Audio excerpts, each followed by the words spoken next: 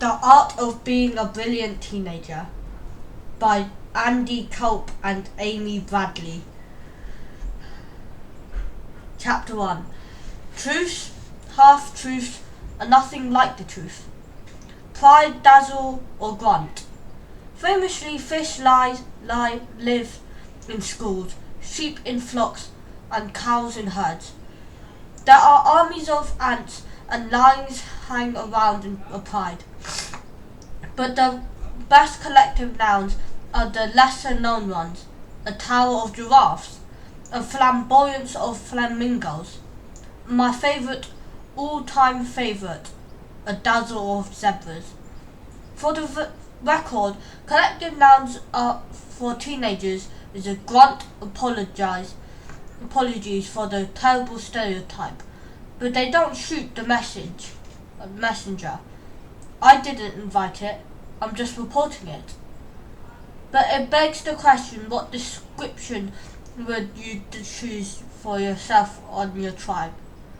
A bravery, a risk, a determination maybe. A boredom, sulk, or grumble. You could be a hope, disappointment, energy, creativity, joy, blessing, pain, pleasure, disruption, or all of the above. One thing truth is potential, and plot spoiler. This book is 100% about that. But before you get started, I need a quick word about how the book works. The aim was to write a book that ticks all the teenagers coming of age boxes, so much more. Life is like Mario Kart. There are a lot of crazy characters jostling for position. It's Fast and Furious. You experience bumps, sharp bends, dirty tricks, while other books will focus on the banana skins and what might go wrong. Brilliant Teenagers focus you on the power-ups. What are they? Where are they? And how can you use them to your advantage?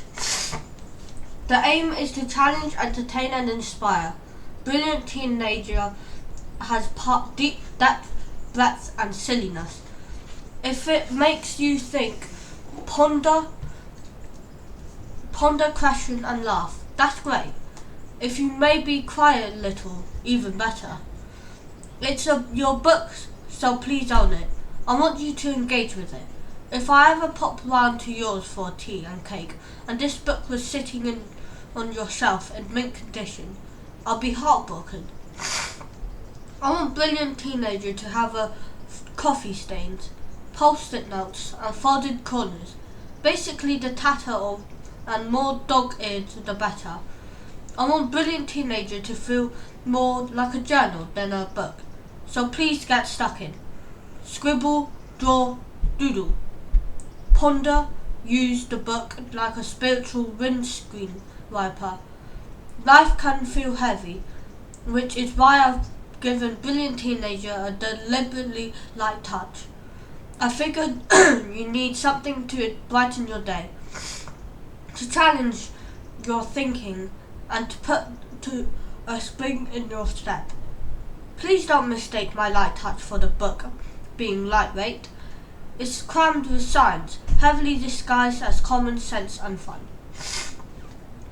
Life is like a 10-speed bicycle. Most of us have never gears we never use.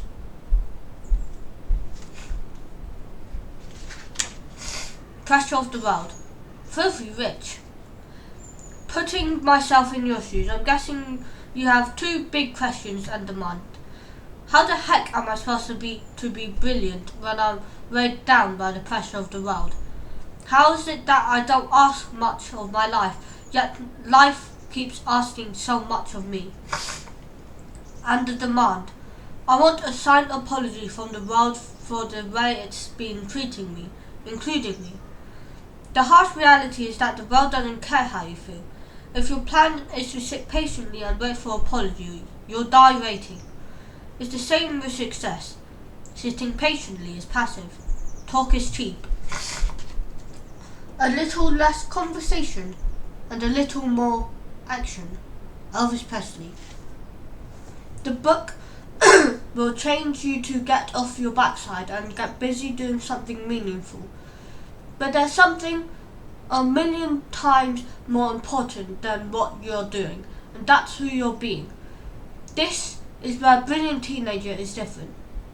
Radically different. It challenges you to do more and be more. The world needs you at your best. The rest of this book is about how.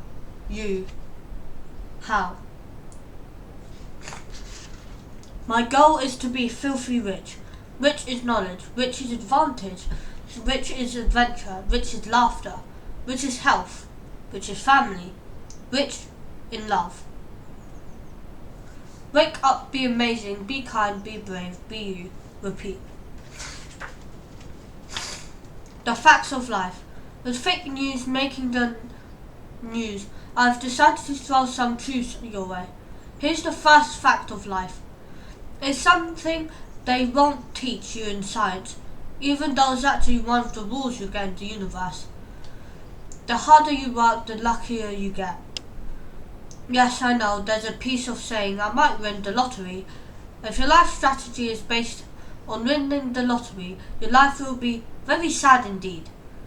You save you a lifetime of hurt and disappointment. Take it from me. You don't need a lottery ticket or a scratch card. You need a better strategy. Typical. Nothing good ever happened to Miley. She enrolled for a class in dealing with disappointment, but the teacher never showed up. You are your biggest commitment. If you want to get super lucky, you need to work hard at school and on yourself. Note, I didn't say you have to be hard on yourself. I said you have to work hard on yourself. You have to put a little effort into crafting a better you but here's a particularly hard-hitting fact of life. Only a few fulfill their potential. Too many people condemn themselves to a life of sentence of boredom and underachievement. So, how do you become of the few who are truly living their best life? Schools are a great place to win some power-ups. There's nowhere better for history, art, science, maths, and learning about dinosaurs. I'm absolutely not knocking school.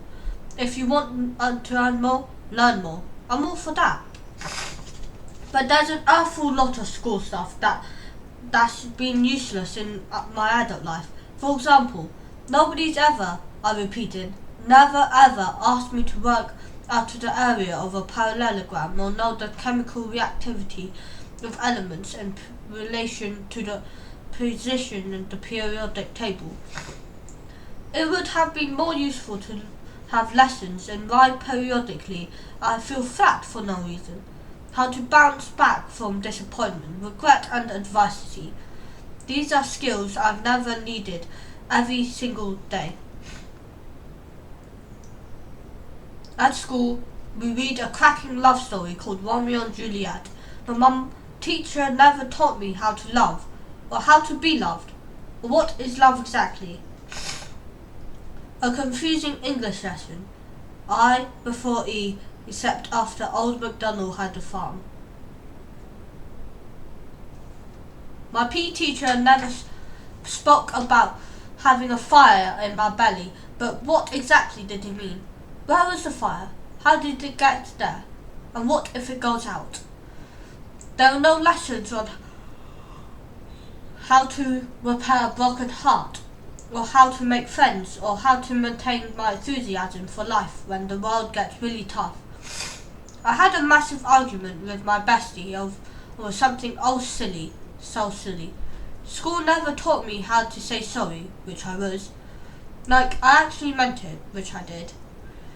I learned a foreign language that was never taught how to deal with the voice in my own head, how to live with the nagging self-doubt and worry. School will push you to work hard, meet deadlines and pass exams. It teaches you to do more, but never how to be more. And the biggest missing link is that nobody at school, college or in life ever teaches you how to love and respect yourself, how to build mental strength that doesn't shrivel up when the world throws banana skins in your path. But just so you know, it absolutely will.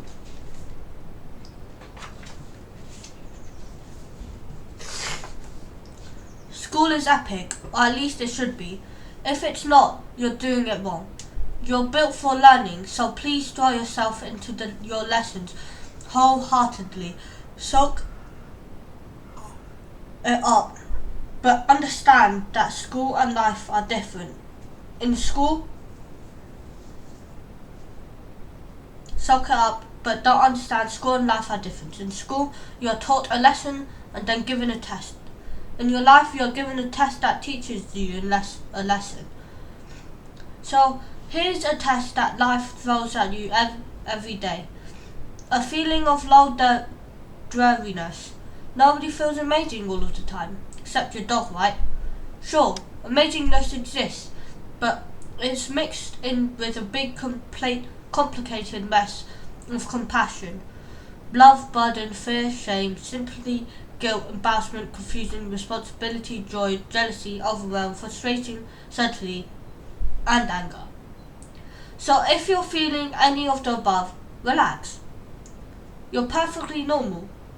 A life well lived means you've experienced every single emotion. The trick is to learn to experience more of the amazing feelings and fewer of the less amazing ones. Another fact in life is that you'll mess up. The technical term for it is called being a human being. For now, all you need to know is that just because you are messed up doesn't mean you are messed up. Bad stuff will surely feel bad, but it's part of the journey. If you want to feel better about yourself, think about all the amazing people in your life and all the super duper celebs who've achieved greatness. I've guaranteed they've messed up loads. I'll round off with the two biggest truths of them all. Firstly, this is your life. It's not a rehearsal.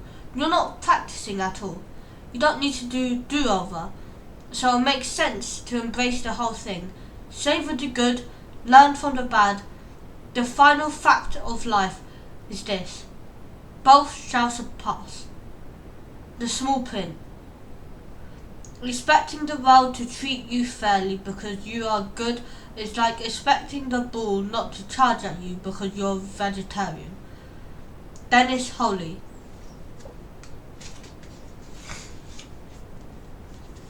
Growing up, I had this sense that there was always someone challenge or obstacle to get gone through, and then my life would begin.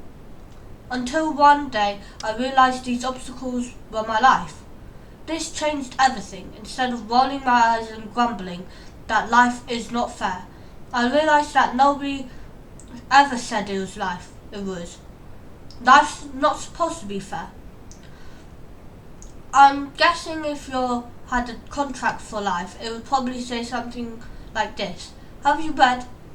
Get a pen, sign the dotted line, and I'll see you for a lovely story in part 2. Life. The small print.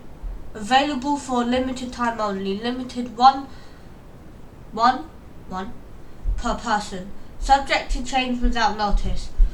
Life can have downs as well as ups. Not worthy. No refunds. Banana skins guaranteed. Fameness not included. Best before death. Signature. Start date. Important note.